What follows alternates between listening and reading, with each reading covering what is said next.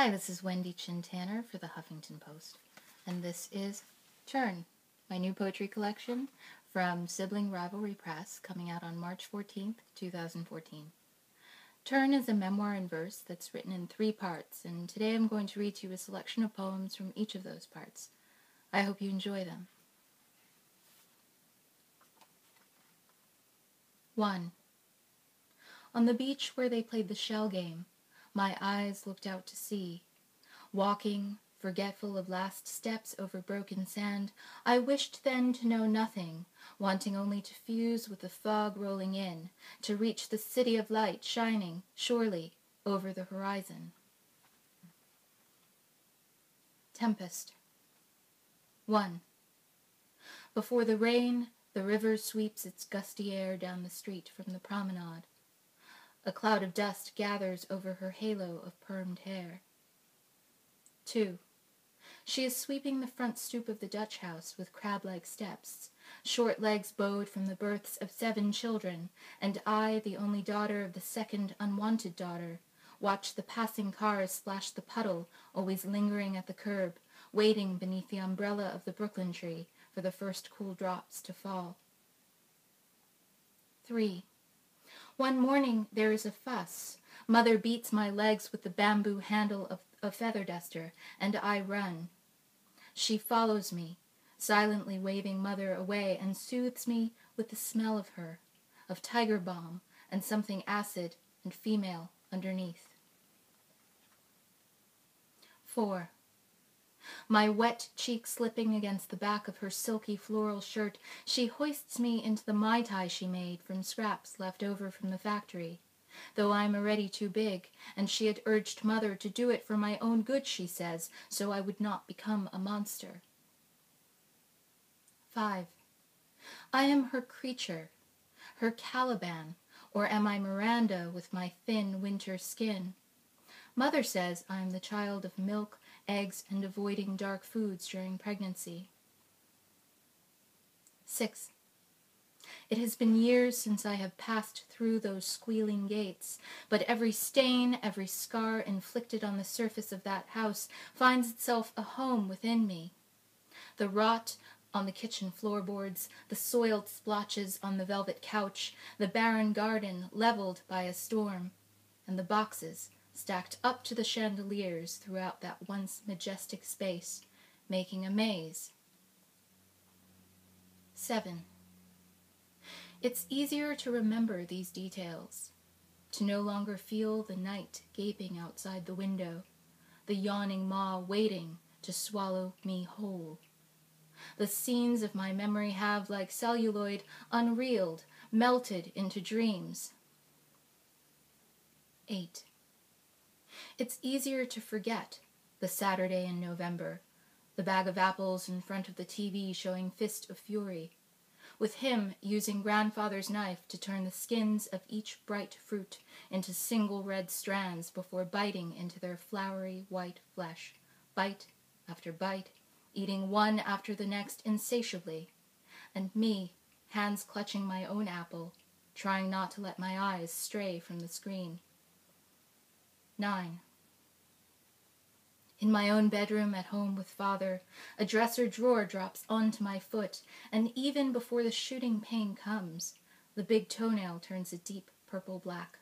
But I stifle the howl, afraid of Father's anxious anger, and gingerly pull on my pink knee socks. 10. I do not ask for Mother. Instead, I call for her, as I did when, delirious with chickenpox, the late summer rain had turned to hail, and that transformation of the soft drops into hard frozen pebbles became forever tangled in my mind with the marks on my face. 11. I beg then to be taken to the Dutch house, where in the kitchen I show her what I have done. She speaks gently, then mixes a poultice, Prospero, grinding dried medicinal bees together with a foul-smelling herb steeped in bitter wine. 12. She holds grandfather's lighter under a fat sewing needle until its sharp silver point glows orange and blue. It releases the pressure, so that magically the blackened blood oozes out a cheerful red. She pierces the shell of my ruined toe. She covers the drained wound with cotton and gauze. 13. She promises in a quiet voice that this will be our secret.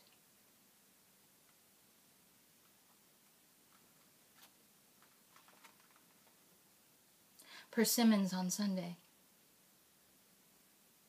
In the kitchen, I smell the pungent perfume of persimmons overripe in the sun. Imagine their burnt orange bodies quartered into jeweled wedges on a good china plate. In the palm of my left hand, I hold the gelatinous speckled fruit as I have seen my mother do, while in my right, the knife I'm not supposed to touch glides through the flesh so fast that it slices without thought into my 4 extended fingertips. I'm watching this happen, the alizarin streams, the viscous juices trickling down from wrist to elbow, the red riven from the orange, the curious astonishment before the sting. Shame. I did not swallow, but held it, folded like a secret, in my mouth. 2. I had fallen in love with the water, and after years of fighting its rough, salty waves, I was washed ashore, raving, tumbling over and over myself like sea glass, head over ass. Winter. I dared you to tell me what you could not say. And you did, then fecund, fucking madly behind drawn blinds. There was no day or night in the noisy bed. Ever contrary, you were in the frigid air, a poinsettia blooming, simple and naked, big body laid atop sheets, heat broken. It was winter. The short days lent themselves to talk, and frozen, the river paddled by night, stood erect in peaks of ice. The afternoons grew longer, and the river ran again, the water rushing, my waters quickening, unplanned. Free. Pregnant, skin thin as wet rice paper, tense membranes separating water from water, body from body. The bottom spills suddenly out from the pail. The absence remains in my hands.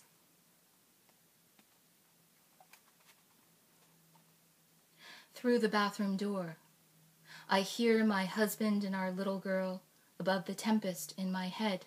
I cannot drown their voices singing about ducks and fish and washing. Those first months, it was her insistent cries for milk and the tender gush that would release me from the squalling. Breasts filling and draining to the rhythm of her clucking chin, my mind would wash clean as her drunken eyes fluttered closed. I have told myself the story of my life in 10,000 conflicting tales. I have pored over them with a jeweler's loupe for true stones, meanings, and despite such careful study, nothing could hold back the surge once the swell had broken. I had wanted to lie next to them, as if they held the answers in their 4 open hands, as if my vigilance could keep us safe, as if language and names and places could be clean.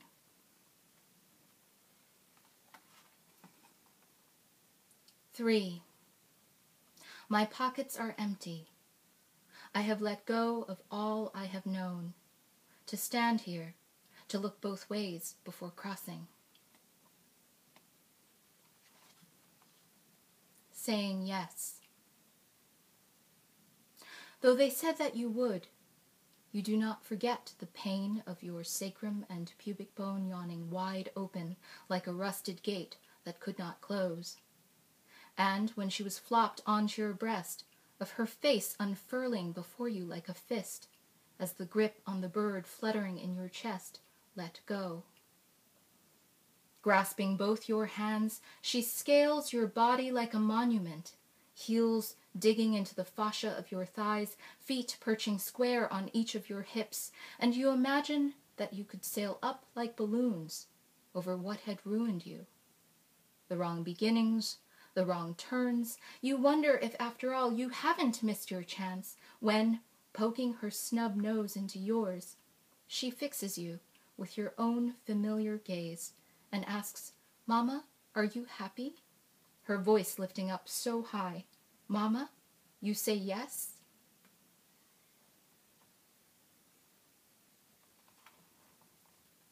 In the best possible outcome, I will bury you, or you will bury me, and we will have loved as if tomorrow had already gone.